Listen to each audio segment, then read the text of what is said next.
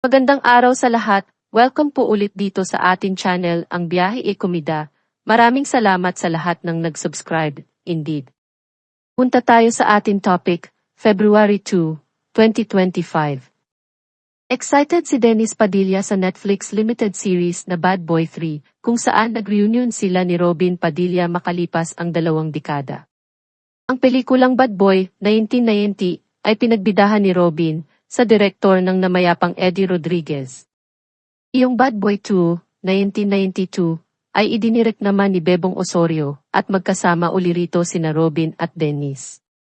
Dito sa 6 episode na Bad Boy 3, ang director ay si Robin mismo. Nagsimula silang mag-shoot noong 2023, kung saan halos kalahati ang natapos nila. Itinuloy nila ang shoot last year. Kasi na-shoot lang namin nung Senate break, November, kwento ni Dennis noong February 1, 2025, Sabado, sa Kabalan Restaurant ng SM San Lazaro, Manila. Lunch break iyon ng motorcade ng Tulome. Walang matigas na pulis sa matinik na misis, kaugnay sa final ng Season 3 ngayong February 2, linggo ng 7:15 p.m. sa GMA 7. Dagdag ni Dennis, tapos balik siya sa Senate.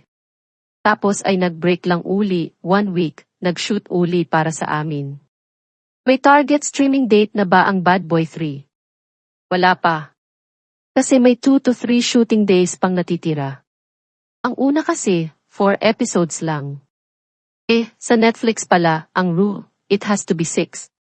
Yun yata yung rule nila, said Dennis. Paharahang per episode, 50 minutes yata.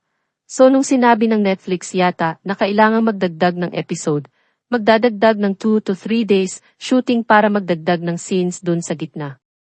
Nagdirect si Robin ng pelikulang Tom, May Pledge of Love, 2011, kung saan co-stars niya sina Mariel Rodriguez, Queenie Padilla, at EJ Falcon. Kumusta si Robin bilang director ng Netflix limited series na Bad Boy 3? Masaya. Masarap. Masarap. Si Robin din ang producer.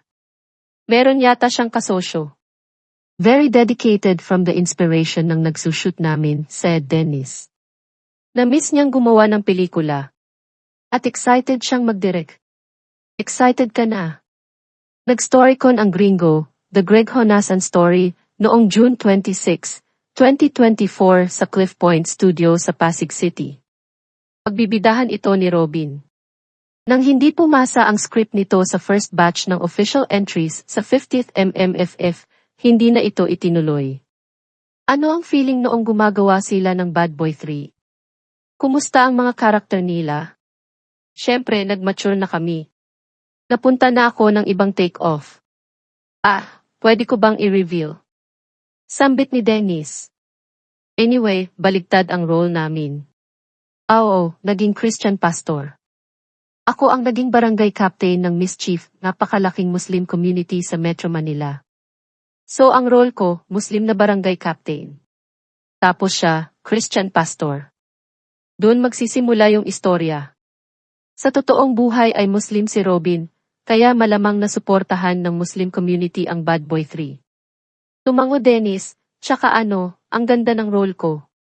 Iba, kasi ako ang Muslim barangay captain ng isang malaking Muslim community. Like ang ganda ng role ko, sobra.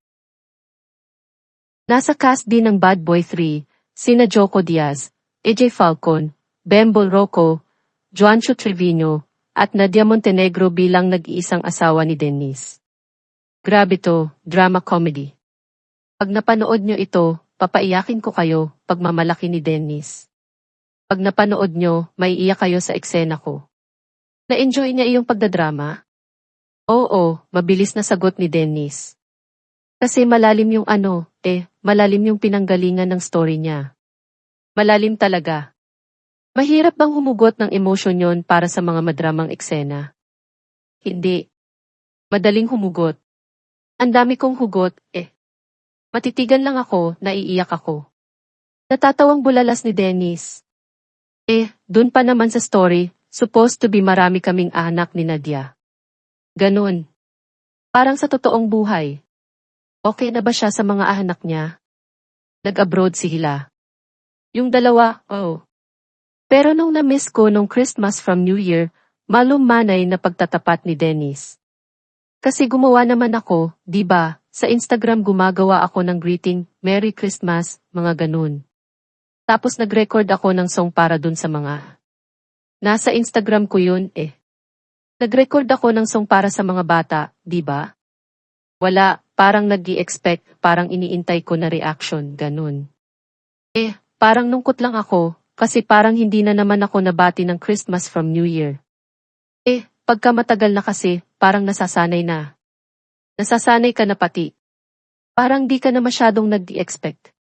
Pero there are times pagka mag-isa ako, o kaya nagda-drive ako, nalulungkot pa rin pala ako.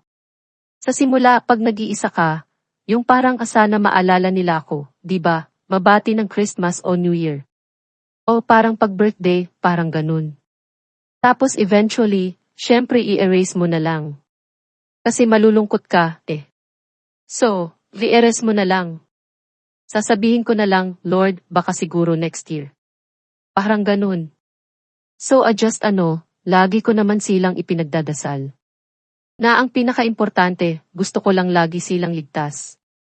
Number 2, gusto ko, lahat ng blessings na pwedeng pumasok sa buhay nila sa araw-araw, dumating. Lagi kong dinadasal talaga yun. Hindi kaila sa publiko na hindi maayos ang relasyon ni Denny sa kanyang mga anak sa dating asawa na si Marjorie Barreto, sina Julia, Claudia at Leon. At yan ang atin latest showbiz chika update for today. Huwag kalimutan mag-subscribe, click the notification bell for more showbiz chika updates, like and share the video at suportahan po ang atin Facebook page. Maraming salamat sa lahat ng nag-subscribe. Indeed. Magandang buhay sa lahat, paalam.